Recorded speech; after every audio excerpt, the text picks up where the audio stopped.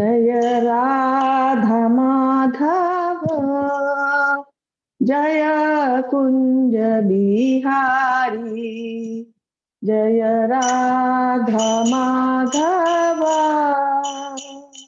जय कुंज बिहारी, जय गोपी जन वल्लभ जय गिरिवरधारी, जय गिरिवरधारी, यशोदानंदन व्रज जननंदन, यशोदानंदन व्रज जननंदन, यमुना तीरावनचारी, जय राधा माधव जय कुंज बिहारी, हरे कृष्ण कृष्ण कृष्ण हरे हरे, हरे राम राम राम हरे हरे, हरे कृष्ण कृष्ण कृष्ण हरे हरे, हरे राम राम राम हरे हरे, हरे कृष्ण कृष्ण कृष्ण हरे हरे, हरे राम राम राम हरे हरे, हरे कृष्ण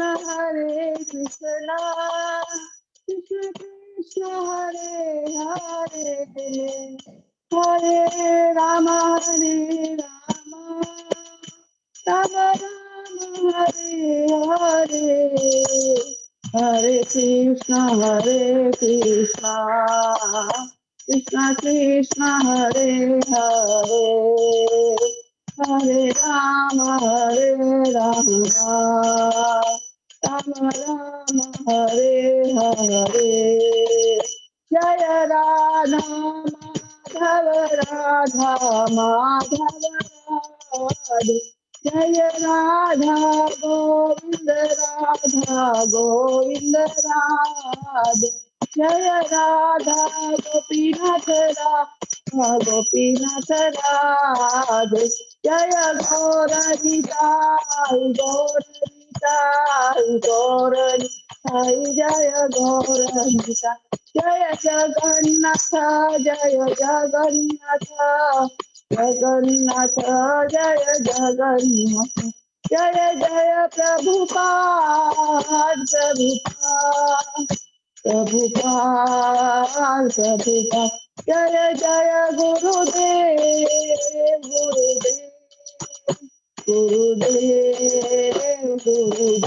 जय जय नाम संकीर्तन की जय, श्री प्रभुपाद की जय।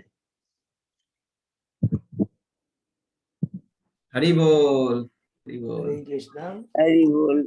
सब भक्तों का बहुत बहुत धन्यवाद। हरे कृष्णा प्रभु जी, दंडवत प्रणाम। हिमरा माता जी, अजय प्रभु जी को बहुत धन्यवाद, बहुत ही सुंदर विग्रह का दर्शन कराया हम लोगों को। हरि बोल। और अभी हम लोग मंगलाचरण करते हैं। ओम अज्ञान तिमिरांधस्य ज्ञानांजन शलाकया चक्षुरुन्मीलितं येन तस्मै श्री गुरुवे नमः। श्री चैतन्य मनोभीष्टं स्थापितं येन भूतले स्वयं रूप कदा मह्यं ददाति स्वपदान्तिकम्। वन्देऽहं श्री गुरु श्री उत्पत्ति कमलं श्री गुरु वैष्णवांच च श्री रूपं साग्रजातं सहगना रघुनाथं वितं तं सजीवं स्वादेतं सावभूतं परिजं सहितं कृष्ण चैतन्य देवं श्री राधा कृष्ण पादान सहगना ललिता श्री विशाखा वितांत च। नमः ओम विष्णुपादाय कृष्ण प्रेष्ठाय भूतले श्रीमते भक्ति वेदांत स्वामी इति नामने। नमस्ते सरस्वती देवे गौरवाणी प्रचारिणे निर्विशेषा शून्यवादी पाश्चात्य देशतारिणे। वाञ्छा कल्पतरुभ्यश्च कृपा सिन्धुभ्यः एव च पवित्रतानां पावनेभ्यो वैष्णवेभ्यो नमो नमः। नमो महावदान्याय कृष्ण प्रेम पदायते कृष्णाय कृष्ण चैतन्य नामने गौरत्मिषे। हे कृष्ण करुणा सिंधु दीन बंधु जगतपते गोपेश गोपिका कांत राधा कांत नमस्तुते। तप्त कांचन गौरांगी राधे वृंदावनेश्वरी विषभानुसुते देवी प्रणमामि हरिप्रिये।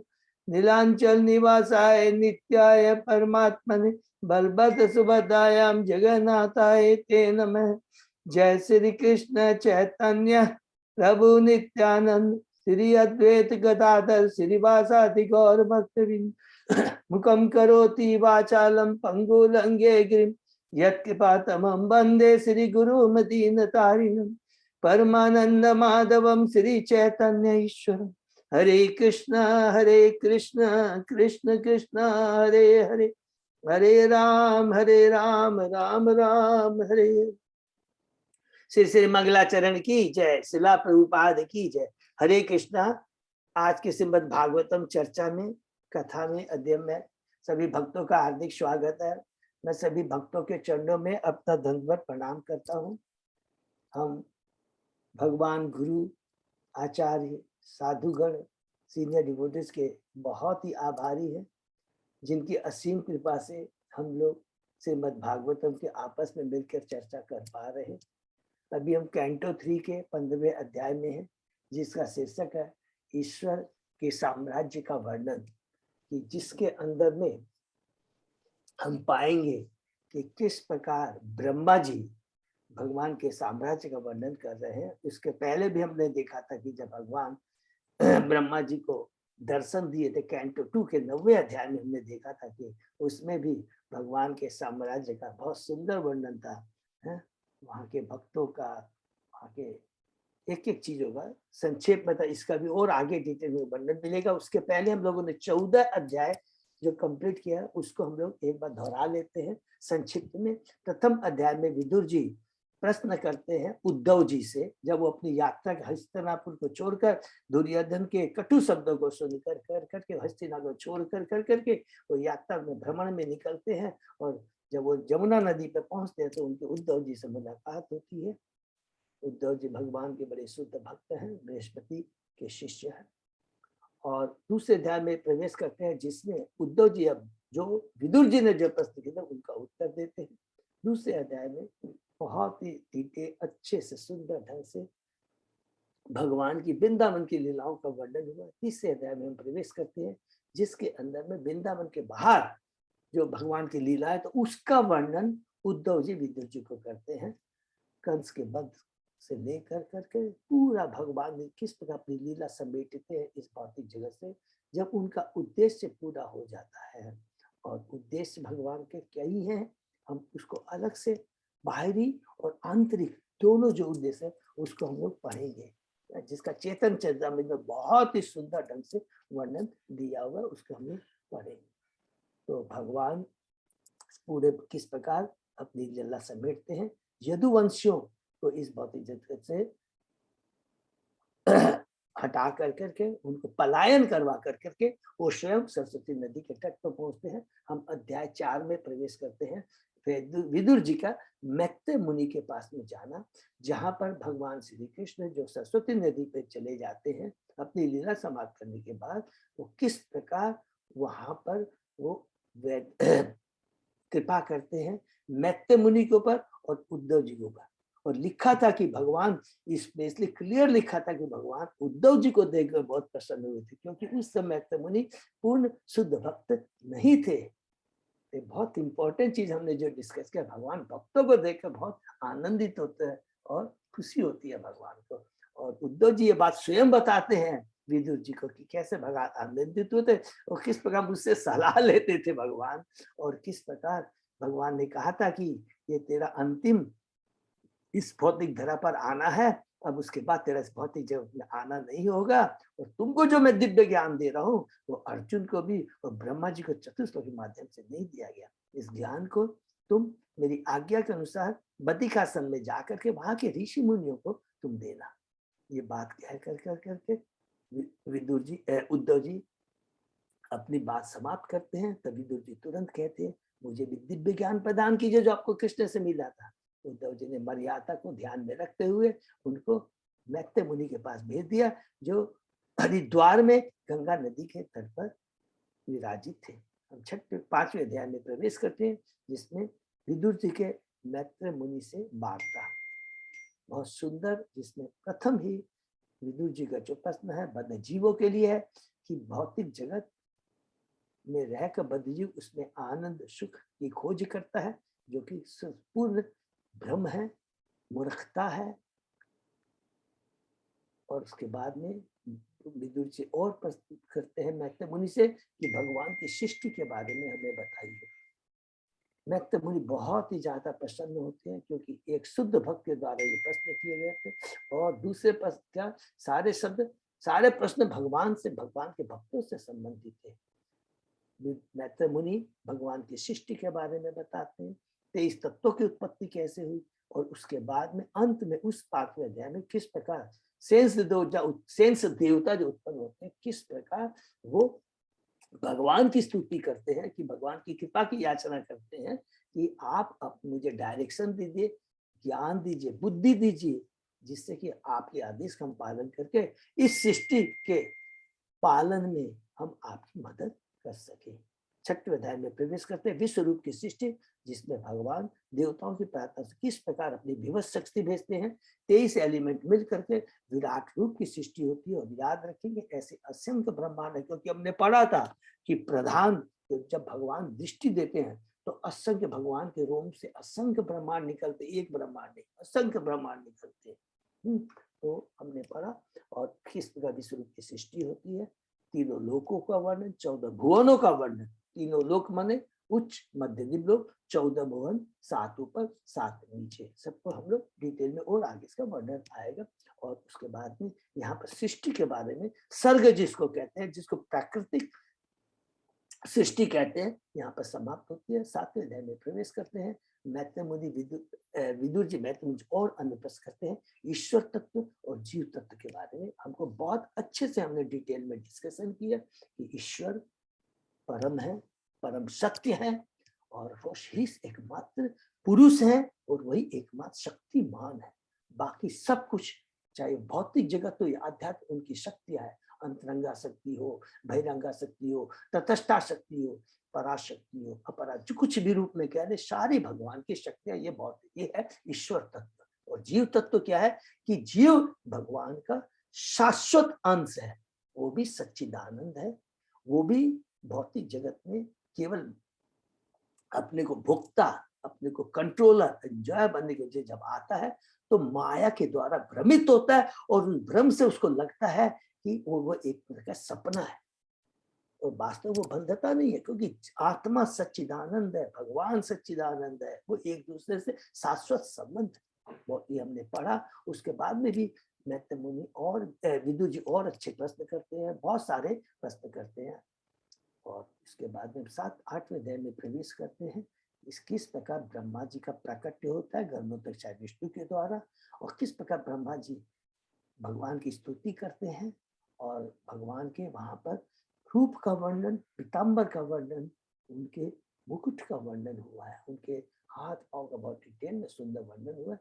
और 9वें अध्याय में उसके बाद हम प्रवेश करते हैं कि किस प्रकार ब्रह्मा जी भगवान की स्तुति करते हैं, क्योंकि उनको भगवान की जो आदेश है कि सृष्टि को बढ़ाना है, जनसंख्या को बढ़ाना है, वो जो कार्य दिया गया है उसके पहले तो स्तुति करते हैं। क्योंकि कोई भी हम कार्य करें, इवन हम जो ये भक्ति कर रहे हैं, कर बैठ पा रहे हैं, मंगलाचरण के माध्यम से हम गुरु आचार्य भगवान साधु सबको प्रार्थना करते हैं, नहीं तो हमारी जीवा पर एक शब्द भी नहीं आ सकता उनकी कृपा के बिना। सर्वस्व चाहम इति संतो मत स्मृति ज्ञानम पहुंचे, ये बहुत इंपॉर्टेंट चीज हमें याद रखना।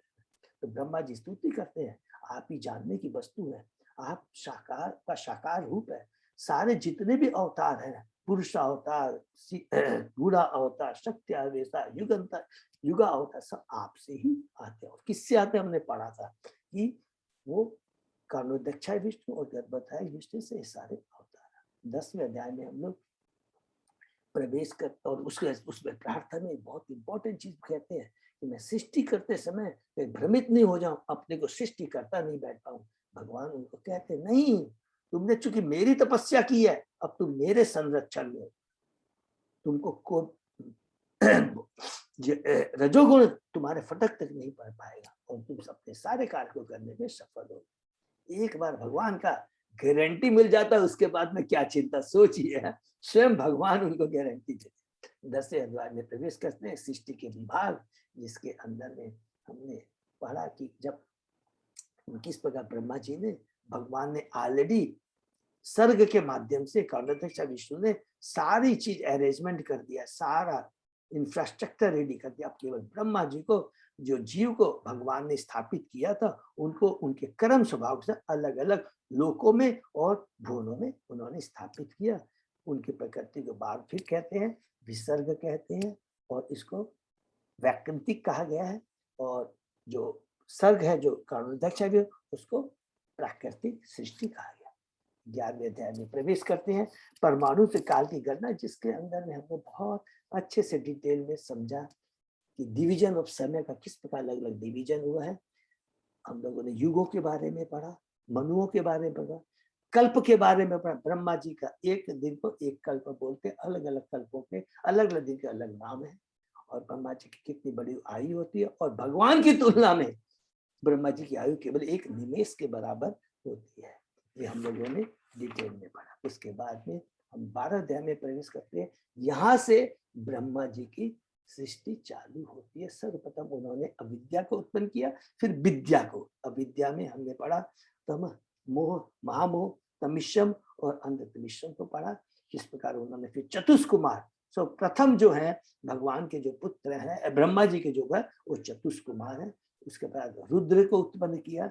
चतुष कुमार नाराज हो जाते हैं, चतुष कुमार मना कर देते हैं कि वो सृष्टि करेंगे, तो ब्रह्मा जी नाराज हो जाते हैं। उस क्रोध के कारण उनके भाव से जो उत्पन्न होता है रुद्र होता है। किस प्रकार अलग अलग 11 तरह के रुद्र एक्सपांशन के बारे में पढ़ा, और किस प्रकार उन्होंने जब सृष्टि की, वो की पूरे भौतिक जगत में उत्पात उत्पन्न करी थे। भगवान ने, ब्रह्मा जी उनको रोका और कहा कि तुम लोग अभी तपस्या में रहो। उसके बाद में ब्रह्मा जी ने और 10 पुत्र उत्पन्न किए, 9 ऋषि, 1 नारद। उसके बाद में हमने पढ़ा कि किस प्रकार वो भ्रमित होती है अपनी पुत्री को लेकर। उसके बाद में किस प्रकार उन्होंने वेदों को उत्पत्ति किया, सतोगुण लेवल पर आके वेदों को उत्पत्ति किया। और अंत में हमने पढ़ा कि किस प्रकार, चूंकि उनको तो अल्टीमेटली सृष्टि करनी है, तो उन्होंने 5 कपल को उत्पन्न किया, जिस स्वयंभू मनु और सतरूपा। और उनसे किस प्रकार 5 उनकी संतानें हुए, 2 पुत्र 3 पुत्रियां, प्रियवत और उत्तान पुत्र हुए, और पुत्री आकृति, देवती और प्रसूति। सब बार बार हम याद कर रहे हैं। और फिर हम लोग 13वें अध्याय में प्रवेश करते हैं, जिसका शीर्षक है कि वराहदेव का अवतार। तो वराहदेव का अवतार में क्या है, विदुर जी पूछते हैं कि जो मनु है, स्वयंभू मनु है, उनके बारे में बताइए। तो बताते हैं कि ब्रह्मा जी बहुत खुश होते हैं जब मनु राजी हो जाते हैं, स्वयंभू मनु राजी होते हैं सृष्टि को करने के लिए। मनु भी बहुत आज्ञाकारी है, और मनु कहते हैं कि हे पिता, आप जो कहेंगे हम लोग करेंगे, लेकिन उसके लिए मुझे कुछ व्यवस्था, तो मुझको हेल्प तो कीजिए। क्या हेल्प चाहिए? कि अभी पृथ्वी तो अभी गर्भ सागर में डूबी हुई है, तो कृपा करके पहले पृथ्वी का उद्धार होगा। ब्रह्मा जी चिंतित हो जाते हैं। भगवान सदैव अपनी भक्तों की सुनते हैं। तुरंत उनकी नासिका से वराहदेव का अवतार हुआ। जो अवतार हुआ वो है श्वेत वराहदेव। हाँ, और किस प्रकार उन्होंने, वराह भगवान ने पृथ्वी का उद्धार किया। और उसी में हम लोगों ने पढ़ा, जिसका कारण था कि दूसरा वराहदेव, जिसको हम लोग बोलते हैं नील वराहदेव या रक्त वराहदेव, जिसको 6वें मनुवंतर में जिसकी लीला है। 6वें मनुवंतर में चतुष मनुवंतर के अवतार में ये लीला हुई थी। लेकिन यहाँ पर इसका वर्णन किया, क्योंकि इसका संबंध हमने आगे पढ़ा, जो 15वें अध्याय से दिति से संबंध है, इसीलिए इसका वर्णन हुआ। यही एक लॉजिक है। और किस प्रकार भगवान देवता स्तुति करते हैं वराह भगवान की, इसके बारे में हमने पढ़ा। उसके बाद में हम लोग 14वें अध्याय में प्रवेश करते हैं, जिसमें मैत्रेय मुनि और विदुर जी और उत्साहित हो जाते हैं, और विदुर से कहते हैं क्योंकि ये सारी लीलाएं भगवान से संबंधित है, उसके बारे में बताइए। मैं मुनि बहुत खुश होते हैं और कहते हैं तुम्हारे जितने भी प्रश्न हैं, जिज्ञासा हैं, वो भक्त के भगवान से संबंधित हैं, और जो लीला इनको सुनता है भगवान की, वो जन्म मृत्यु जरा व्याधि से मुक्त हो जाता है। उसके बाद में दीति के बारे में पढ़ा। दीति जो किसकी पुत्री है? दक्ष की पुत्री है, डिटेल में सुनेंगे। और कश्यप किसके पुत्र है? मरीचि के पुत्र है, महान योगी है। दीति महान है, कश्यप महान है। दीति किस प्रकार कश्यप के पास अप्रोच करती है संतान के लिए।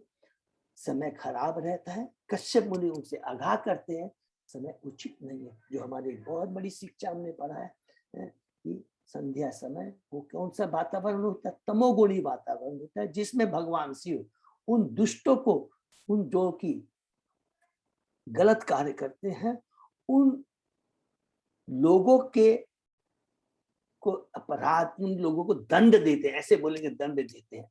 दीति से कश्यप से गलती हुई, उनको दंड मिला, और उनके गर्भ में, दीति के गर्भ में 2 संतान जो कि हिरण्याक्ष और हिरण्यकशिप। हमने बहुत डिटेल में पढ़ा इसको, बहुत अच्छे से हमने, कि पति पत्नी के प्रति क्या कर्तव्य होता है, गर्भाधान संस्कार के बारे में पढ़ा। समय काल देश को देख करके हमें सारे कार्य करने चाहिए। और कश्यप मुनि का दीति को जब रिस्पांस देती है, फिर हमने पढ़ा दीति का पश्चाताप होता है, वो पश्चाताप करती है। फिर दीति कश्यप ने उनको कहते हैं कि बहुत इंपॉर्टेंट जो हमने पढ़ा, ये सब लोग फिर से रिपीट करेंगे। कश्यप भगवान का जो कश्यप योगी का जो उत्तर है वो, कि चूंकि तुमने पश्चाताप किया, गलती हो गई, तुमने पश्चाताप किया, नंबर 1 पॉइंट कहते हैं। और दूसरा कहते हैं तुम्हारी भगवान के प्रति श्रद्धा है। तीसरा, तुमने देवताओं, शिव जी और मेरी प्रशंसा की है। तो तीनों की तुमको भगवान की कृपा मिली है। पश्चाताप करने से सारे पाप नष्ट हो जाते हैं, तो इसलिए तुमको घबराना नहीं है। यद्यपि तुम्हारे पुत्र भगवान के द्वारा मारे जाएंगे, एक तो ये है कि उनकी भगवान की कृपा होगी, और दूसरा क्या कहते हैं कि तुम्हारा जो पुत्र होगा वो बहुत ही महान होगा। बहुत, तो हम लोगों ने जो पिछली क्लास में पढ़ा था कि वो बहुत विशाल बुद्धि वाला और विशाल प्रभावशाली होगा। जो भगवान का भक्त होता है, देखिए बहुत प्रभावशाली होता है। हम बड़े बड़े जितने भी भौतिक दृष्टि से लोग हुए हैं, हम सब यहाँ पर है, मालूम है, हम कभी कभी कभार उनको याद कर लेते हैं, लेकिन जो भगवान का भक्त होता है वो हमेशा उसका हमेशा गुणगान होता रहता है, और हमारे स्मरण में आता है, स्मृति में आता है। इसलिए हम लोग देखिए हमेशा किसका गुणगान करते हैं रोज? भगवान और भगवान के भक्तों का। अभी भाई किसी को भी आप ले लीजिए, यदि भौतिक दृष्टि जैसे उन्नति की है, चाहे वो बहुत बड़ा राष्ट्रपति हो, किसी को भी आप ले लीजिए, धीरू भाई अंबानी को ले लीजिए, जवाहरलाल नेहरू को, किसी को भी आप ले लीजिए, गारंटी है कभी कभार याद, वो भी फॉर्मेलिटी के हिसाब से याद हो, लेकिन भगवान और भक्तों का स्मरण हमेशा है। इसलिए कहते हैं भगवान का जो भक्त होता है वो विशाल बुद्धि और बड़ा प्रभावशाली होता है। उसमें सद्गुण होंगे, और अन्यों के सुख दुख को देख करके, उन दूसरे के दुख को देखकर दुखी होगा, दूसरों के सुख को देखकर सुखी होगा, उसका कोई शत्रु नहीं होगा। और प्रभुपाद जी तात्पर्य में बहुत इंपॉर्टेंट बात है कि सबसे बड़ा अगर जीवन में हमारे दुख का कारण अगर एक हो सकता है, देखिए दुख तो आते रहेंगे, सारे संबंध है टेम्परेरी है, हमारे हाथ में नहीं है। क्यों? तो अगर वास्तव में हमको दुख करना है कि आज हमारा सबसे दुखी कौन है, उसको, अगर वो भगवान को भूल गया, अगर भगवान का नाम नहीं ले पा रहा है, भगवान की भक्ति नहीं कर पा रहा, भक्तों का संग नहीं कर पा रहा, वही वास्तव में सबसे बड़ा दुख है।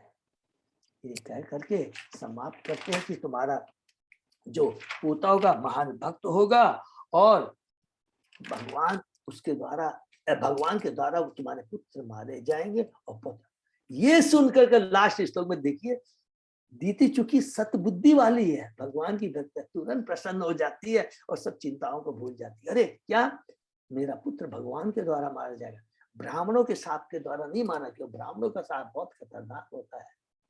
नंबर 2, मेरा जो पुत्र होगा वो बहुत महान। इस प्रकार हम लोग 15वें अध्याय में प्रवेश करते हैं। दीति ने अपने गर्भ में 100 वर्षों तक गर्भ को धारण किए रखा। उसके 2 कारण हमने पढ़े हैं। पहला कारण क्या था कि देखिए कितनी बढ़िया बात लिखी हुई है कि एक तो माँ का है हृदय होता है, अपना पुत्र होता है, पुत्र के प्रति देखिए माँ का हमेशा प्रेम रहता है, वो जैसा भी हो, निकम्मा हो या जो भी हो। अरे मेरे पुत्र हैं मारे जाएंगे। नंबर दूसरा क्या बोलती है कि नहीं, मेरे पुत्र देवताओं को कष्ट देंगे, दूसरों को कष्ट देंगे। दोनों चिंता है देखिए कितनी, और ये बहुत नेचुरल है। जो सत्य जो सुर होता है ना, वो खाली सोचता है कि दूसरों का कैसे मैं नुकसान कर सकूं, लेकिन जो भक्त होता है, सत्य बुद्धि होती है, वो हमेशा सोचता है नहीं, दूसरों को, देवताओं को कष्ट देगा। हमने पढ़ा था कि देवता कौन है? जो भगवान के भक्त है, और जो भक्ति नहीं करते हैं वो असुर है। सिंपल चीज।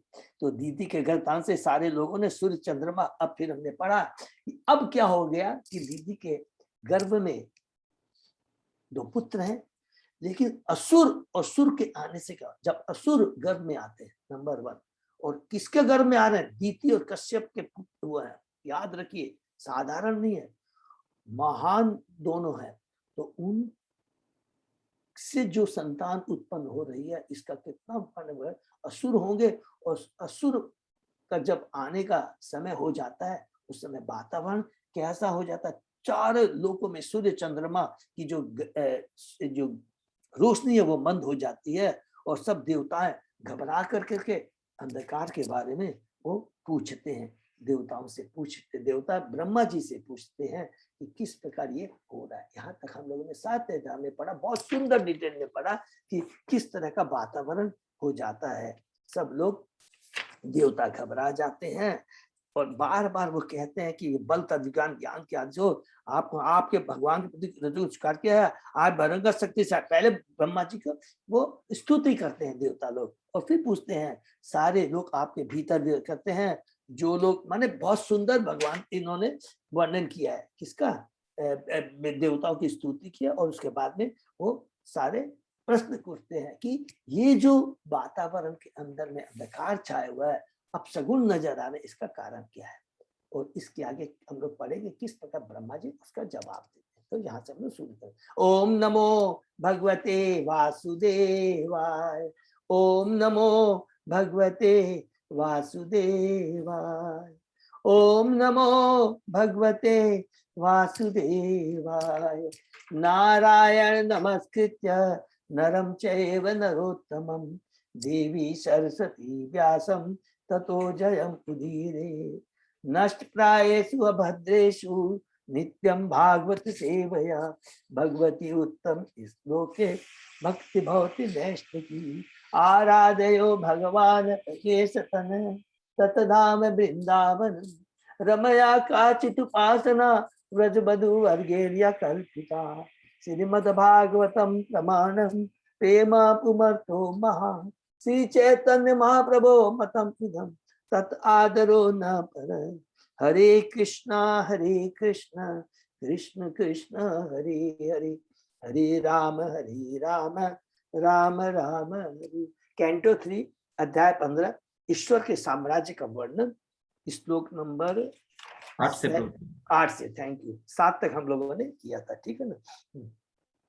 और उसमें लास्ट श्लोक हमने जो पढ़ा था, बहुत इंपॉर्टेंट श्लोक है कि प्रभुपाद तात्पर्य में कहते हैं कि अपने मन और इंद्रियों को बस में करना ये बहुत ही जरूरी है, और ये एकमात्र पॉसिबल है केवल जो नारायण पड़ा होता है। जब भगवान नारायण को समर्पित होते हैं, उनको अलग से कुछ नहीं करना पड़ता, केवल भगवान के नाम में इतनी शक्ति है जो कि स्वतः हमारी इंद्रियों को, मन को, बुद्धि को सही रखती है, भ्रमित नहीं होती है। अदरवाइज कितने बड़ा से बड़ा योगी हो गया, नोट कर लेंगे, याद कर लेंगे। विश्वामित्र के बारे में प्रभुपाद जी ने बताया कि विश्वामित्र जैसे, कश्यप मुनि जैसे जितने भी बड़े बड़े योगी हैं वो भ्रमित हो सकते हैं, लेकिन भगवान का भक्त हरिदास ठाकुर, विदुर जी, अमरीश महाराज, वो कभी भी भ्रमित नहीं होते हैं। तो शुरू करते हैं। यस्य वाचा प्रजा सर्वा गावतन्त्या इव यंत्रिता, हरन्ति बलिम आयता तस्मै मुख्याय ते नमः। ब्रह्मांड के अंदर सारे जीव वैदिक आदेश से उसी प्रकार संचालित होते हैं जिस तरह एक बैल अपनी नाक के बंदी रस्सी से संचालित होता है। वैदिक ग्रंथों में निर्धारित नियमों का उल्लंघन कोई नहीं कर सकता। हम उस प्रधान पुरुष को सादा नमस्कार करते हैं जिसने हमें वेद दिए। तो यहाँ पर देवता ब्रह्मा जी की स्तुति कर रहे हैं, ठीक है ना। वैदिक ग्रंथ भगवान के नियम है। कोई भी व्यक्ति वैदिक ग्रंथों में दिए गए आदेशों का उल्लंघन नहीं कर सकता, जिस तरह की कोई राज के नियमों का उल्लंघन नहीं कर सकता। किसी भी सजीव प्राणी को जो जीवन में असली लाभ का इच्छुक है, वैदिक आगम के आदेश कर्म करना चाहिए। इस जगत में भौतिक इंद्र तृप्ति के लिए आए बद्ध जीव वैदिक आदेशों द्वारा संचालित होते हैं। देखिए कितनी बड़ी बात लिखा है। इवन जो भौतिक जगत में आए इंद्र तृप्ति के भी यदि ये जो हम भौतिक जगत में आए नेचुरली, क्योंकि हम अपने को भोक्तारम समझते हैं तभी तो भौतिक जगत में आए, लेकिन उसके भी नियम होते हैं, उसके भी। इसीलिए वर्णाश्रम के बारे में सब नियम बहुत डिटेल में बार बार हमने पढ़ा, लेकिन इसको फॉलो करने के पीछे चरम उद्देश्य क्या है? भगवान से जुड़ना, ये मैन है। इसीलिए सारे वेद उपनिषद पुराण है। इंद्र तृप्ति तो नमक जैसी, हरि बोल। भोज्य पदार्थ को सुस्वाद बनाने के लिए कुछ नमक मिलाया जाता है, किंतु कोई न तो बहुत अधिक नमक ले सकता है न बहुत कम। इस भौतिक जगत आए हुए बद्ध जीवों को वैदिक वाग्यम आदेश और अपनी इंद्रियों को काम में लाना चाहिए, अन्यथा वे अधिक कष्ट में जीवन में पड़ जाएंगे। कोई भी मनुष्य या देवता वैदिक वाग्यम जैसे नियम नहीं बना सकता, क्योंकि सारे वैदिक विधान भगवान द्वारा बनाए गए। प्लीज इसको अंडरलाइन कर देंगे कि भगवान द्वारा बनाए गए हैं। ब्रह्मा जी को प्रथम वेदों का ज्ञान भगवान ने दिया, क्योंकि तुम सृष्टि करने जा रहे हो ब्रह्मा, तुमको नॉलेज होना चाहिए, और ये सारा जो नियम है तुमको उन बद्ध जीवों को देना है। लेकिन ओरिजिनली किसने दिए? भगवान ने दिए। स्वयं विदत्व संभूमम तमसा लुप्त कर्मणाम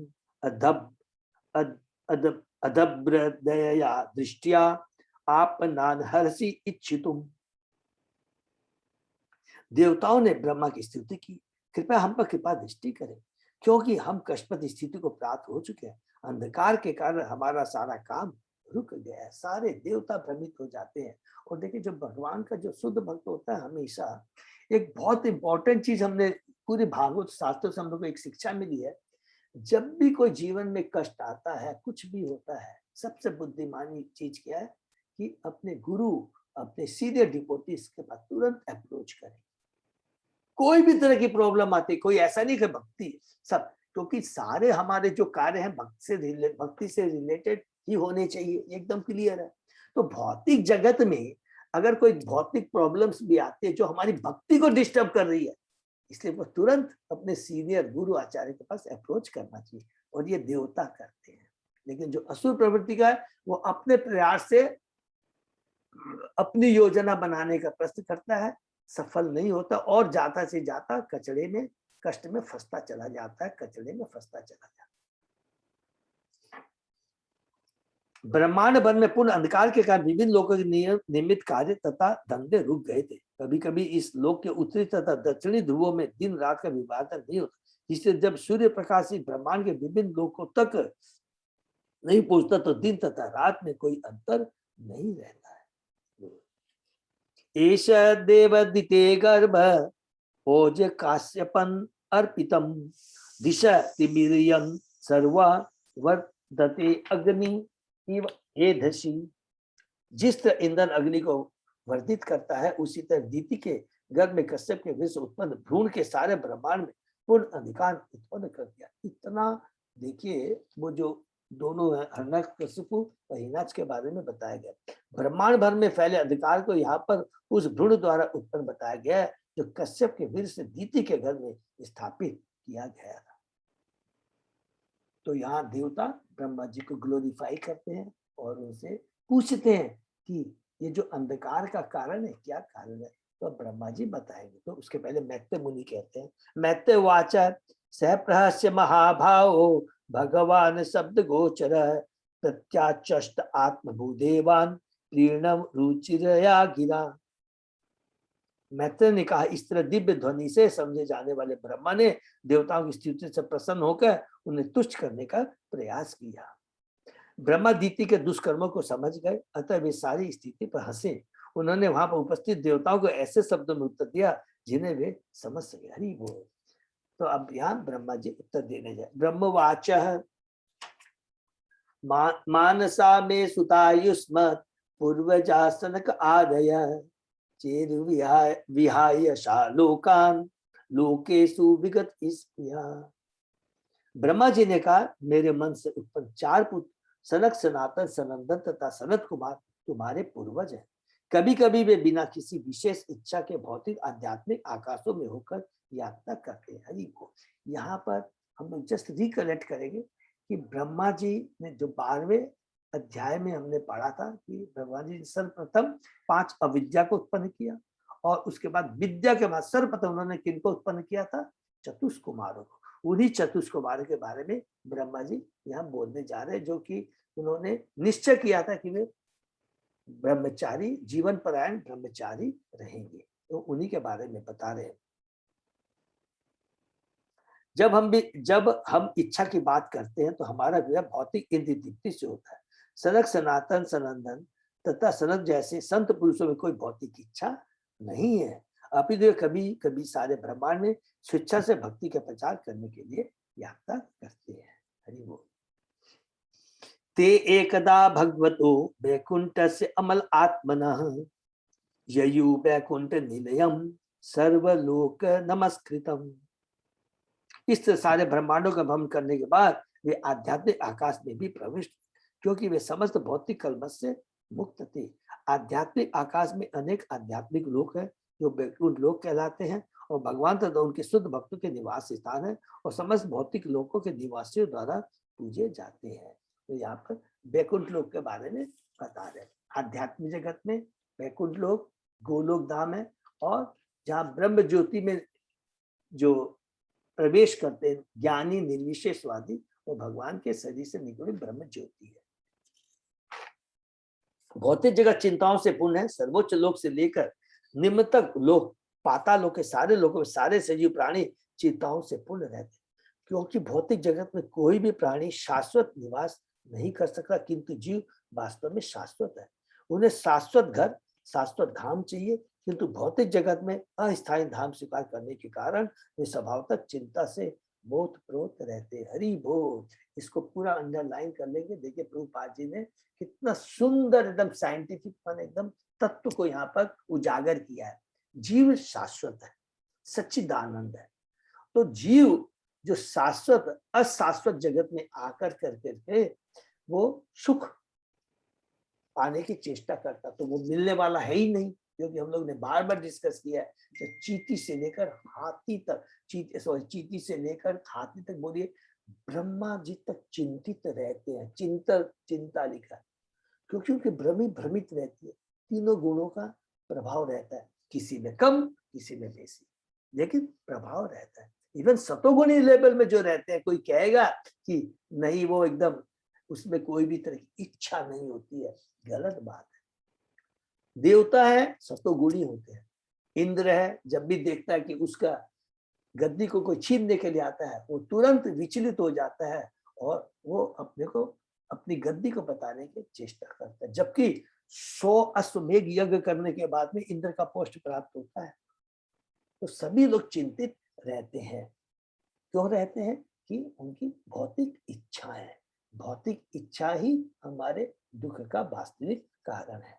आध्यात्मिक अर्थ में सारे लोग वैकुंठ कहलाते हैं, क्योंकि इन लोगों के निवासी चिंताओं से मुक्त होते हैं। क्यों मुक्त होते हैं? कोई भौतिक इच्छा नहीं होती है, केवल एक ही इच्छा होती है वैकुंठ लोक में, भगवान की सेवा करना। वैकुंठ के लोक में भगवान की सेवा के लिए सब वहां के निवासी लालायित रहते हैं। उनके लिए जन्म मृत्यु विराव्यस्था तथा रोग का प्रश्न ही नहीं उठता, क्योंकि वैकुंठ में कोई भी कुंठा नहीं है। किसी भी तरह की कुंठा माने कष्ट नहीं है, चाहे वो जन्म हो, मृत्यु हो, वृद्धावस्था हो या रोग। अतः वे चिंताग्रस्त नहीं होते। दूसरी ओर भौतिक जगत के निवासी सदैव जन्म मृत्यु रोग तथा वृद्धा से भयभीत रहते हैं। अतः वे चिंताओं से ओतप्रोत रहते हैं।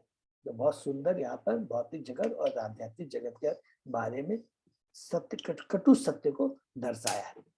वसंती यत पुरुषा सर्वे वैकुंठ मूर्तयः ये अनिमित निमिते धर्मेण आराध्यन हरिम। वैकुंठ लोक में सारे निवासी भगवान किसे स्वरूप वाले होते हैं? वे सभी इंद्र तृप्ति की इच्छाओं से रहित होकर भगवान की भक्ति में लगे रहते हैं। इस श्लोक में वैकुंठ के निवासियों तथा रहन सहन के स्वरूप का वर्णन हुआ है। उसके निवासी भगवान नारायण जैसे होते हैं, माने रूप में। हमने पढ़ा है 5 जो कि अभी डिस्कस किया था ना, हाँ, कुछ दिनों पहले, कि भौतिक आध्यात्मिक जगत में सालोक्य, सारूप्य, सामीप्य, साष्टी और सायुज्य। सायुज्य मीन्स जो भगवान में विलीन होना चाहते हैं। भगवान में विलीन होने का मतलब है, सब लोग याद है कंफ्यूजन, भगवान की ब्रह्म ज्योति में विलीन होना चाहते हैं। और सामीप्य जो भगवान के समीप रहना चाहते हैं। सालों के भगवान जैसे लोक में। सारूप माने भगवान जैसा रूप, और साष्टी माने भगवान जैसा ऐश्वर्य। और वैकुंठ लोक के निवासी चतुर्भुजी होते हैं। ये एक बहुत इंपॉर्टेंट चीज है। वैकुंठ लोकों में नारायण के चतुर्भुज रूप में कृष्ण का स्वांश प्रधान देव होता है। कृष्ण का स्वांश, इसको भी नोट कर लेंगे। विष्णु भगवान का स्वांश है। कृष्ण से ही विष्णु निकले हैं, विष्णु से कृष्ण नहीं निकले, बहुत लोग बोलते हैं। वो स्वांश क्लियर यहाँ पर प्रभुपाद जी कहते हैं। और वैकुंठ लोक के निवासी चतुर्भुज होते हैं। और भौतिक जगत की हमारी धारणा से सर्वथा भिन्न है। भौतिक जगत में कहीं भी हमें 4 हाथों वाला मनुष्य नहीं मिलता। वैकुंठ लोक में भगवान की सेवा अतिरिक्त अन्य कोई वृत्ति नहीं होती। 2-3 चीजें इंपॉर्टेंट है कि वहां पर केवल एक ही इच्छा रहती है, किस प्रकार हम भगवान की सेवा करें। और यह सेवा स्वोद्देश्य नहीं संपन्न की जाती। यद्यपि प्रत्येक सेवा का विशेष फल होता है, किंतु भक्तगण कभी भी अपनी निजी इच्छाओं की पूर्ति की कामना नहीं करते हैं। उनकी इच्छाएं भगवान की दिव्य व्यापत्ति करने में ही पूर्ण हो जाती है। और कोई दूसरी इच्छा नहीं। जितना जितना ऊपर हाई लेवल में हम लोग चलते जाएंगे, जस्ट डिस्कस याद आ गया तो जस्ट नोट कर, उतनी चेतना उच्च कोटि की चली जाएगी। वहां पर काम भाव जरा भी नहीं। आप देखेंगे वैकुंठ लोक में कोई प्रेगनेंसी नहीं होती है, ये नोट कर। जैसे जैसे उच्च लोक में जाएंगे, ऊंचे जाएंगे, वहां प्रेगनेंसी का जो है वो कम होता चला जाता है। आप देखेंगे कुत्ते बिल्लियों के बहुत सारे हजारों हजार तक चींटियां देखें, एक बार में हजार चींटियां उत्पन्न होती। फिर थोड़ा ऊपर चले जाएंगे, पशु योनि में आप देखेंगे, कुत्तों में देखेंगे कि एक बार में 5-10। फिर मनुष्य योनि में आएंगे तो केवल 1 साल में 1। फिर ऊपर में और चले जाएंगे देवलोक में, तो पूरा उनकी जो लाइफ होती है, उनकी पूरी लाइफ लॉन्ग में केवल 1 बार प्रेगनेंसी, पूरी लाइफ लॉन्ग में। और फिर वैकुंठ में चले जाएंगे तो वहां पर कोई सवाल ही नहीं होता है। वहां पर तो वही जाते हैं जिनकी कोई इच्छा नहीं होती है, केवल एक ही इच्छा होती है, एक ही उद्देश्य होता है कि इस पर भगवान की पूजा किया जाए। ठीक है ना, ये बहुत इंपॉर्टेंट याद रखिए। यत्र च आद्य पुमान आस्ते भगवान शब्द गोचर सत्वम विष्टभ्य विरजम स्वानाम न मिडयन वृष। वैकुंठ लोक में आदि पुरुष भगवान रहते हैं, जिन्हें वैदिक वाग्यम के माध्यम से समझा जा सकता है। वे कलमश रहित सतोगुण से ओतप्रोत है, जिनमें रजो या तमोगुण के लिए कोई स्थान नहीं है। वे भक्तों की धार्मिक प्रगति में योगदान देते हैं। सतोगुण से मैंने शुद्ध सतोगुण है। आध्यात्मिक आकाश में भगवान के साम्राज्य को वेदों के वर्णों से सुनने के अलावा किसी अन्य विधि से नहीं समझा जा सकता। कोई इसे जाकर देख नहीं सकता। इस भौतिक जगत में भी जो व्यक्ति किसी दूरस्थ स्थान को मोटर वाहन द्वारा जाने का खर्च उठाने में असमर्थ है, वे उस स्थान के बारे में प्रामाणिक पुस्तक के द्वारा ही जान सकते हैं। भगवान के धाम के बारे में केवल हम लोग प्रामाणिक, ये जो भागवतम है, यही एकमात्र सोचिए, कभी भी सोच सकते हैं हम लोगों ने, कभी तक हम लोगों ने ग्रेजुएशन किया या पोस्ट ग्रेजुएशन किया, कभी भी इतना हम लोगों ने लोकों के बारे में, भुवनों के बारे में कभी भी सुना है? वहां के वासियों के बारे में है, भगवान के धाम के बारे में। इस सारा भागवतम हमें ये ज्ञान प्रदान कर रहा है। क्योंकि ज्ञान केवल एक ही जन से आता है, वो आदि गुरु भगवान श्री कृष्ण है। और वही ज्ञान परंपरा के माध्यम हम लोगों के बीच में आता है। इसी तरह आध्यात्मिक अर्थ में जो वैकुंठ है, वे इस भौतिक आकाश से परे है। आधुनिक विज्ञानी जो अंतरिक्ष में यात्रा करने का प्रयास कर रहे हैं, निकटतम लोग चंद्रमा तक भी जाने में कठिनाई का अनुभव कर रहे हैं। ब्रह्मांड के सर्वोच्च लोगों की बात तो दूर ही रही, इसकी कोई संभावना ही नहीं है। वे भौतिक आकाश से परे आकाश में प्रवेश कर स्वयं इन आध्यात्मिक लोगों को देख सकेंगे। अतः आध्यात्मिक आकाश में ईश्वर के साम्राज्य को वेदों तथा पुराणों के प्रामाणिक विवरणों के माध्यम से ही समझा जा सकता है। तो बैकुंठ लोक की तो अभी बहुत दूर की बात है। इवन ब्रह्मांड के जो 14 भुवन है उसके बारे में जो हमारे वैज्ञानिक है केवल चंद्रमा तक पहुंचने में कितने सालों निकल गए, उसके बाद भी उनका परफेक्ट नॉलेज नहीं है। तो जो बुद्धिमान आदमी होगा उसमें समय व्यर्थ न कर करके भागवतम के माध्यम से उसको पूरा ज्ञान स्वतः ही मिल जाएगा। भौतिक जगत में 3 प्रकार के भौतिक गुण होते हैं, सतो रजो तमोगुण, किंतु आध्यात्मिक जीवन में रजो तथा तमोगुण का नामो स्थान भी नहीं है। वहां केवल सतो गुण होता है जो तमो या रजो गुणों से सर्वथा कलमश विहीन होता है। देखिए बहुत इंपॉर्टेंट है आध्यात्म। इसका मतलब है जो कि हमें कार्तिक नाथ कृष्णदास प्रभु ने बताया था, इवन यहाँ जो सत्वगुण होता है वो मिक्सचर होता है, थोड़ा सा रजोगुण, लेकिन आध्यात्मिक जगत में जो सत्वगुण है वो शुद्ध सत्वगुण होता है, उसमें रजोगुण और तमोगुण का जरा भी मिक्सचर नहीं होता है। भौतिक जगत में चाहे कोई व्यक्ति पूर्णतः सत्वगुण ही क्यों ना हो, वह तमोगुण से कभी कभी प्रदूषित हो सकता है, क्योंकि वो पूर्ण सत्वगुण ही नहीं होता। किंतु बैकुंठ जगत में अर्थात आध्यात्मिक आकाश में एकमात्र सत्वगुण अपने शुद्ध रूप में विराजमान, शुद्ध माने जो शुद्ध सत्व जिसमें कोई भी रजो तमो गुण का मिक्सचर लेस मात्र भी नहीं हो। भगवान तथा उनके भक्तगण बैकुंठ लोक में निवास करते हैं, वे उसी दिव्य गुण अर्थात शुद्ध सत्व वाले होते हैं। तो यहाँ पर क्लियर प्रभुपाद जी ने कर ही दिया, शुद्ध सत्व वाले होते हैं। बैकुंठ लोक वैष्णव को अत्यंत प्रिय है और वैष्णव के भगवत धाम की ओर निरंतर अग्रसर होने में भगवान स्वयं अपने भक्तों की सहायता करते हैं। हरि बोल। तो यहाँ पर वर्णन अब शुरू हो रहा है बैकुंठ लोक के वासियों का, बैकुंठ लोक के बारे में। ठीक है, कौन बोले? ब्रह्मा जी बताएंगे, बता रहे हैं। यत्र ने श्रेयसं नाम वनम काम दुदे द्रुमे शर्वरी तु श्रीभि विभ्राजत केवल्यम इव मूर्तिम। उन बैकुंठ लोकों में अनेक जंगल हैं जो अत्यंत शुभ हैं। उन जंगलों के वृक्ष कल्प वृक्ष है जो सभी ऋतुओं में फूलों तथा फलों से लदे रहते हैं, क्योंकि बैकुंठ लोक में हर वस्तु आध्यात्मिक तथा साकार होती है। ये देखिए भागवतम का डायरेक्ट श्लोक बोल रहा है कि आध्यात्मिक जगत में सारी चीजें आध्यात्मिक होती है और साकार होती है।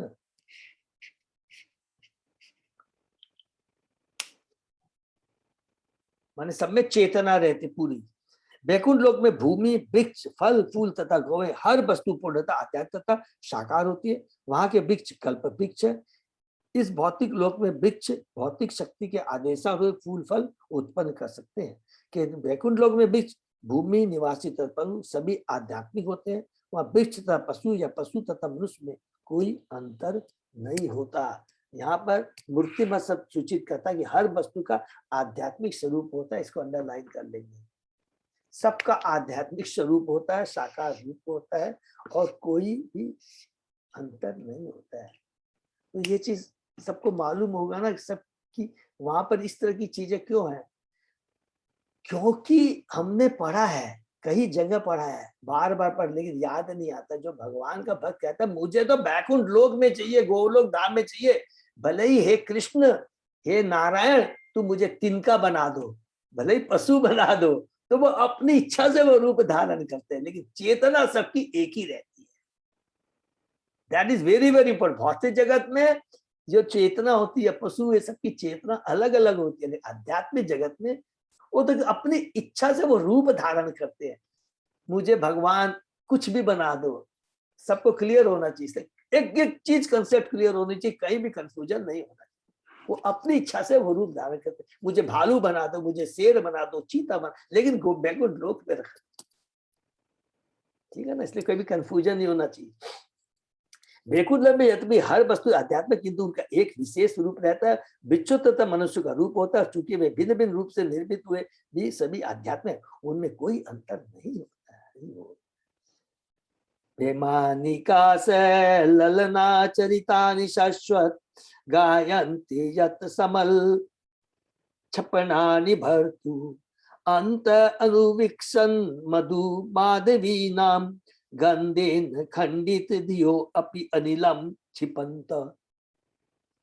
बैकुंठ लोक के निवासी अपने विमानों में अपनी पत्नियों तथा प्रेयसियों के साथ उड़ान भरते हैं और भगवान के चरित्र तथा उन कार्यों का शास्त्र गुणगान करते हैं जो समस्त अशुभ गुणों से सदैव विहीन होते हैं। भगवान के यश का गान करते समय वे सुगंधित तथा मधु से पूरित पुष्पित मादे फूलों की उपस्थिति तक का उपवास करते हैं। हरि बोल। वहां के अब बैकुंठ लोक के वासियों के बारे में बता रहे हैं। इस श्लोक से प्रतीत होता है कि बैकुंठ लोक समस्त ऐश्वर्यों से पूर्ण है। वहां विमान है जिनमें वहां के निवासी अपने प्रियसियों के साथ बैठकर आध्यात्मिक आकाश में विचरण करते हैं। वहां पुष्पित फूलों की सुगंध को ले जाने वाली मंद वायु है और यह वायु इतनी उत्तम है कि यह अपने साथ फूलों का मधु भी वहन करती है।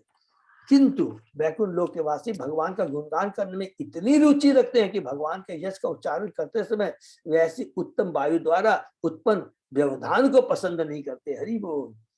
वो उतनी सुंदर सुंदर जो सुगंधियां उसको भी बोलती है, अरे मैं भगवान का चिंतन कर रहा हूँ, गुणगान कर रहा हूँ, प्लीज तुम उसको डिस्टर्ब मत करो। दूसरे शब्दों में वे शुद्ध भक्त होते हैं। वे भगवान के महिमा गण को अपनी इंद्रिय तृप्ति की अपेक्षा अधिक महत्वपूर्ण समझते हैं। बैकुंठ लोक में इंद्रिय तृप्ति का प्रश्न ही नहीं उठता। पुष्पित फूल की सुगंध को सूंघना निश्चित रूप से अति, किंतु यह एकमात्र इंद्रिय तृप्ति के लिए होता है। देखिए कितनी गहरी बात लिखा हुआ है कि कोई सुंदर सुगंध आ रही है तो मेरे को तृप्ति हो रही है, इंद्रिय तृप्ति हो रही है ना। हाँ बहुत अच्छी सुगंध है। जैसे हम ये बोलते हैं इसका मतलब मेरी इंद्रिय तृप्ति हो रही है। बैकुंठ नहीं, ये मेरे को डिस्टर्बेंस हो रहा है। क्या डिस्टर्बेंस हो रहा है कि तुम आकर के सुगंधित वो भगवान का जो गुणगान का उसमें डिस्टर्बेंस हो रहा है, तो उसको भी वो लोग नकारते हैं, उसको भी बोलते हैं एक बाधा है हमारे लिए। पुष्पित फूल की सुगंध को सूंघना निश्चित, किंतु यह एकमात्र इंद्रिय तृप्ति के लिए होता है। बैकुंठवासी भगवान की सेवा को सर्वोच्च वरीयता प्रदान करते, अपनी इंद्रिय तृप्ति को नहीं। दिव्य प्रेम में भगवान की सेवा करने से ऐसा दिव्य आनंद मिलता है जिसकी तुलना में इंद्रिय तृप्ति नगण्य मानी जाती है। और ये चीज हम अपने जीवन में यहाँ पर भी इस भौतिक जगत में भी रियलाइज कर सकते हैं। जब भगवान के भक्तों का लीला सुनते हैं एक सीनियर डिपोटी से, और जब कीर्तन होता तो खुद हम लोग रियलाइज करते हैं, सब कुछ हम लोग भूल जाते हैं, जितनी भी दुश्चिंता सब खत्म हो जाती है, क्यों सब लोग भगवान के भक्ति के कीर्तन में कथा में आनंदित हो उठते हैं। पारावत अन्य भृत सारस चक्रवाक दात्यू हंस सुकृति तरी वही नाम य कोलाहल निर्मते अचिर मात्रम उच्चे भृंग अदीपे हरि कथाम इव गायमानि। जब भोरों का राजा भगवान की महिमा का गायन करते हुए उच्च स्वर से गुनगुनाता है तो कबूतर, कोयल, सारस, चक्रवास, हंस, तोता, तीतर तथा मोर का स्वर अस्थायी रूप से बंद पड़ जाता है। ऐसे दिव्य पक्षी केवल भगवान की महिमा सुनने के लिए अपना गाना बंद कर देते हैं। हरि बोल। यह श्लोक बैकुंठ के परम स्वभाव का उद्घाटन, परम स्वभाव का, देखिए बैकुंठ लोक के परम स्वभाव का, साधारण परम स्वभाव का उद्घाटन करता है। वहां पर पक्षियों तथा मनुष्यों में कोई अंतर नहीं है। आध्यात्मिक आकाश की स्थिति ऐसी है कि हर वस्तु आध्यात्मिक तथा चित्त विचित्र। आध्यात्मिक चित्त या चित्त का अर्थ है कि हर वस्तु चर है, अचर नहीं है। माने सब क्या है, साकार है, सजीव है, सजीव जिसको बोलते हैं, कोई निर्जीव नहीं है। हमने दामोदर लीला में भी पढ़ा था, जब दूध उफनता है तो दूध की क्या मनोभावना है, अरे तू तो माँ यशोदा के स्तन का दूध पान कर लेगा तो फिर मेरी क्या इच्छा है, फिर मेरा क्या काम है, मुझे आत्महत्या कर लेनी चाहिए। तो ऐसी आचार्यों की टिप्पणी। कुछ भी अचर नहीं है, यहाँ तक कि वृक्ष, भूमि, पौधे, फूल, पक्षी तथा पशु सारे के सारे कृष्ण भावनामृत के स्तर होते हैं, के स्तर पर होते। बैकुंठ लोक की विशेषता यह है कि वहां इंद्र तृप्ति का प्रश्न ही नहीं होता। भौतिक जगत में गधा तक अपनी ध्वनि का आनंद लेता है, किंतु बैकुंठ लोक में मोर, चक्रवाक, कोयल जैसे उत्तम पक्षी भी भौरों से भगवान की महिमा की ध्वनि को सुनना अधिक पसंद करते हैं। बैकुंठ लोक में समन कीर्तन आदि से आरंभ होने वाले भक्ति के सिद्धांत अधिक प्रमुख है। मंदार, कुंद, कूरव, उत्पल, चंपक, अर्ण, पुनाग नाग बकुल अंबुज पारिजाता गंधे अर्चिते तुलसिका आभरेण तस्या यस्मिन् तपसु मनसो बहु मानयन्ति। यद्यपि मंदार कुंद कुर्बक उत्पल चंपक अर्ण पुमाग नागे नागकेशर बकुल कुदुम्बनी तथा परिजात जैसे फूलने वाले पौधे दिव्य सुगंध से पूरित है, फिर भी वे तुलसी द्वारा की गई तपस्या से सचेत। हरि बोल। ये देखिए कितनी बड़ी बात लेकर, फूलों में बहुत सारी सुगंध है, सब कुछ है, लेकिन ये तुलसी द्वारा की गई तपस्या से सचेत। अर्थात तुलसी का जो पौधा इतने महान है, वो फूल पौधे जिनमें बहुत बड़ी सुगंध है, होगा बहुत ज्यादा सुगंध, लेकिन तुलसी जितनी भगवान को समर्पित है, उसकी तपस्या के सामने जितनी सुगंध है सब बेकार है। इसलिए भगवान तुलसी को बहुत ज्यादा पसंद करते हैं। फिर भी वे तुलसी द्वारा की गई तपस्या से सचेत है, क्योंकि भगवान तुलसी को विशेष वरीयता प्रदान करते हैं और स्वयं तुलसी की पत्तियों की माला पहनते हैं। हरि बोल। तो किस लिए भगवान? क्योंकि वो भगवान की शुद्ध भक्त है। यहाँ पर तुलसी की पत्तियों की महत्ता का स्पष्ट उल्लेख है। तुलसी के पौधे तथा उनकी पत्तियां भक्ति में अति महत्वपूर्ण है। भक्तों के लिए संतुति की गई है कि वे प्रतिदिन तुलसी के पौधों को सींचे तथा भगवान की पूजा के लिए उसकी पत्तियां एकत्र करें। एक बार एक नास्तिक स्वामी ने कहा, तुलसी के पौधों को सींचने से क्या लाभ, इससे अच्छा तो बैगन का सींचना होगा। बैगन सींचने से कुछ फल मिल सकेंगे, किंतु तुलसी को सींचने से क्या लाभ। ये मूर्ख प्राणी भक्ति के अपरिचित होने के कारण कभी कभी सामान्य लोगों की शिक्षा के साथ अत्याचार करते हैं। देखिए कितनी बड़ी बात, ये बहुत बड़ा अत्याचार है जो भक्ति से विमुख करता है किसी को। तुम किसी का भला मत करो। इसलिए प्रभुपाद जी ने क्या कहा था, मायावादी निर्विशेषवादी से दूर रहो। तुम भक्ति नहीं करो कोई बात नहीं आदि, लेकिन तुम भक्ति से विमुख न हो जाओ। भगवान निराकार है ये धारणा तुम्हारे मन में बैठ जाए। इसलिए चेतन महाप्रभु बहुत डरते थे, बहुत घबराते थे कि तुम कम से उसको भक्ति भगवान के बारे में गलत धारणा तो मत उत्पन्न करो। आध्यात्मिक जगत की सबसे महत्वपूर्ण बात यह है कि वहां भक्तों के मध्य ईर्ष्या द्वेष नहीं होता। यह बात फूलों तक में लागू होती है जो तुलसी की महानता से परिचित हो। चारों कुमारों ने जिस वैकुंठ जगत में प्रवेश किया, वहां के पक्षी तक फूल तक भगवान की सेवा के प्रति सचेष्ट है। तो यहाँ पर वैकुंठ के अभी फूल पत्तियों का लोग वहां के, हम लोगों ने पढ़ा कि वहां के जो वासी होते हैं भगवान में कितने प्रवृत्त रहते हैं। पेड़ पौधों के बारे में यहाँ पर बताया। नेक्स्ट, यत संकुलम हरि पद आनति मात्र दृष्टे वैदुर्य मार्कत हेमये विमाने येषां बृहत् कटी तथा स्मित शोभि मुख्य कृष्ण आत्म नाम नरज आददु उत्स्मय आद्ये। वैकुंठवासी वैदुर्य मरकत तथा स्वर्ण के बने हुए अपने अपने विमानों में यात्रा करते। हरि बोल। वहां के जो विमान है मेड ऑफ गोल्ड, स्वर्ण से बने हुए होते हैं। यद्यपि विशाल नितंबों तथा सुंदर हसीले मुख वाले अपनी अपनी प्रेयसों के साथ सटे रहते हैं, किंतु वे उनके हंसी मजाक तथा उनके सुंदर आकर्षण से कामोत्तेजित नहीं होते। हरि बोल। भौतिक जगत में भौतिकतावादी व्यक्तियों द्वारा अपने कथित श्रम से ऐश्वर्य की प्राप्ति की जाती। क्यों? कोई तब तक भौतिक संपन्नता को भोग नहीं कर सकता जब तक उसे प्राप्त करने के लिए वह कठोर श्रम न करे। किंतु भगवत भक्तों को जो वैकुंठवासी है, मणियों तथा मरकतों की दिव्य स्थिति को भोगने का अवसर प्राप्त होता है। मणि जटित स्वर्ण के आभूषण कठिन श्रम करने से नहीं अपितु भगवान के आशीष से प्राप्त होते हैं। इसको अंडरलाइन कर लेंगे, इतनी बड़ी बात प्रभुपाद जी और नहीं बोलेंगे। मणि जटित स्वर्ण के आभूषण कठिन श्रम करने से नहीं अपितु भगवान के आशीष से प्राप्त होते हैं। दूसरे शब्दों में भगवान चाहे वैकुंठ जगत में हो या इस जगत में, ये कभी दरिद्र नहीं होते, जैसा कि कभी भी मान लिया जाता है।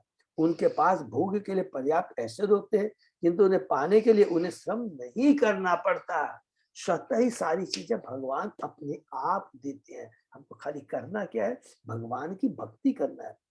यहाँ यह भी कहा गया कि वैकुंठ लोक के निवासियों की प्रेयसियां इस भौतिक जगत में ये नहीं प्रत्युत उच्च लोकों में जाने प्रियसों से भी कई गुनी ज्यादा अधिक सुंदर है। माने भौतिक जगत में आप उच्च लोक तक ले जाइए, वहां की जो स्त्रियां हैं उनकी सुंदरता और वैकुंठ लोक की जो स्त्रियां है उसकी कोई तुलना ही नहीं है। यहाँ इसका विशेष उल्लेख है स्त्री के चौड़े नितम अति आकर्षक और वे मनुष्य की काम वासना को जागृत है। किंतु वैकुंठ का अद्भुत गुण यह है कि यद्यपि स्त्रियों के निपम चौड़े हैं और मुखमंडल सुंदर है और वे मरकत तथा मणियों के आभूषणों से सुजीतित है, फिर भी पुरुषगण कृष्ण भावनान्वित में इस कदर निगम्य होते हैं कि स्त्रियों के सुंदर से उन्हें आकृष्ट नहीं कर पाते। दूसरे शब्दों में स्त्रियों की संगति का आनंद तो है किंतु उनके साथ यौन संबंध नहीं होता। इसीलिए हमने कहा कि वैकुंठ लोक में कोई प्रेगनेंसी नहीं होती है। वैकुंठ वासियों में आनंद का श्रेष्ठतर मानदंड होता, अतः यौन आनंद की कोई आवश्यकता नहीं। अर्थात दिव्य जो आनंद होता, उस दिव्य आनंद के सामने कोई भी भौतिक जगत का कोई भी आनंद है, कुछ ले लीजिए, वो नगण्य है।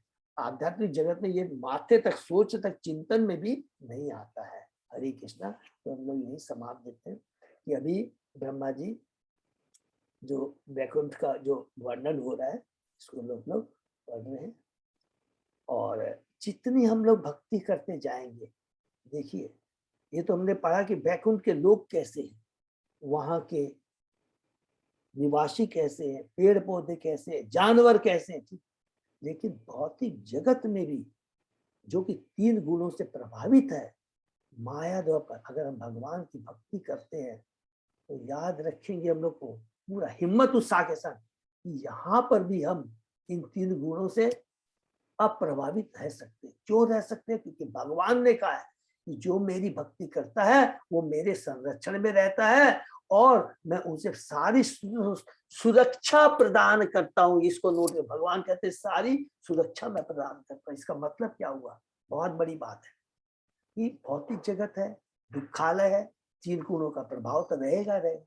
लेकिन हम भगवान की अगर भक्ति करते हैं, भक्तों का संग करते हैं, तो इन 3 गुणों के रहते हुए भी, तमोगुण रजोगुण के रहते हुए उससे प्रभावित नहीं होंगे।